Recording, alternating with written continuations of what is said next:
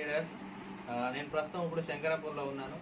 మన Vestige products వాడి అద్భుతమైన రిజల్ట్, ప్రెగ్నెన్సీకి రిజల్ట్ వచ్చింది. సో వాళ్ళ ఇంట్లో నేను ఇప్పుడు ఉన్నాను. మనం కనుక్కుందాం మరి ఏ విధంగా రిజల్ట్ వచ్చిందని. సార్ చెప్పండి సార్, మీ పేరు?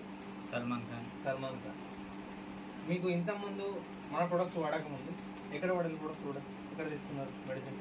బయట తీసుకున్నాం కానీ ఎన్ని సంవత్సరాలు మీకు టైం పట్టింది?